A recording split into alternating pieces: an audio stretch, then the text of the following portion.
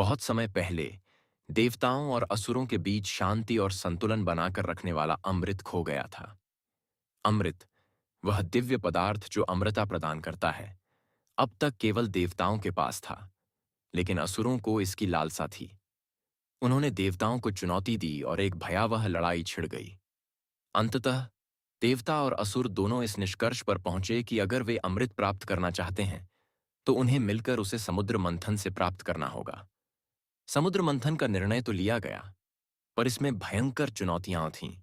उन्हें मंदराचल पर्वत को मथानी के रूप में और वासुकी नाग को रस्सी के रूप में इस्तेमाल करना था। परंतु इतनी भारी मथानी को समुद्र में रखना असंभव था, और तब भगवान विष्णु ने कच्छप अवतार लिया।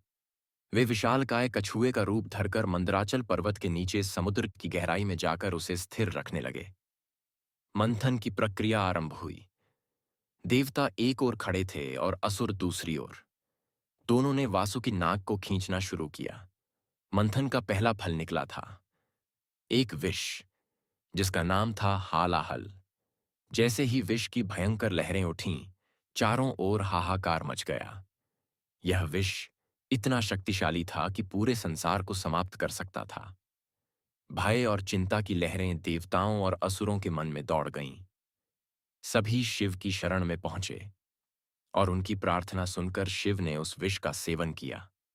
विष के प्रभाव से उनका गला नीला पड़ गया, और तभी से उन्हें नीलकंठ कहा जाने लगा। समुद्र मंथन जारी रहा, और धीरे धीरे अनमोल रत्न बाहर आने लगे। कामधेनु गाय, ऐरावत हाथी, कल्प वृक्ष और कई दिव्य रत्न। परंतु असुरों की नजरों में केवल एक ही चीज थी, अमृत। आखिरकार समुद्र के गर्भ से वह क्षण आया जब अमृत कलश बाहर निकला। असुरों के चेहरे पर विजय की चमक थी। वे उसे हथियाने के लिए दौड़ पड़े।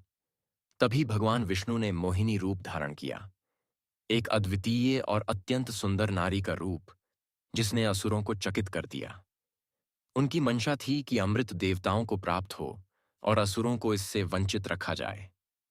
मोहिनी ने अमृत का वितरण करना शुरू किया और अपने मोहक स्वर में असुरों को कहा, मैं अमृत बांटूंगी, पर आपको पंक्ति में लगना होगा और नियम से अमृत प्राप्त करना होगा। असुर उसकी बातों में आ गए और मोहिनी के आदेश का पालन करने लगे।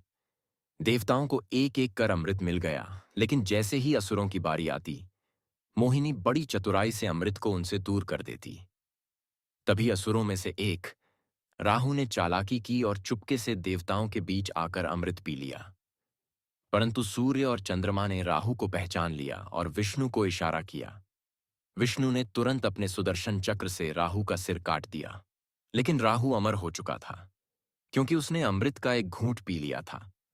उसका सिर और धड़ अलग अलग होकर आकाश में जाकर ग्रह बन गए। तभी से राहु और केतु का जन्म हुआ और वे सूर्य और चंद्रमा के दुश्मन बन गए, जो ग्रहण का कारण बने। अमृत देवताओं के पास आ गया और उनकी अमरता पुनः सुरक्षित हो गई। असुर क्रोधित होकर मंथन की इस योजना को अपना अपमान मानने लगे। लेकिन यह सत्य था कि मंथन का परिणाम सहयोग और धैर्य के महत्व को उजागर कर गया।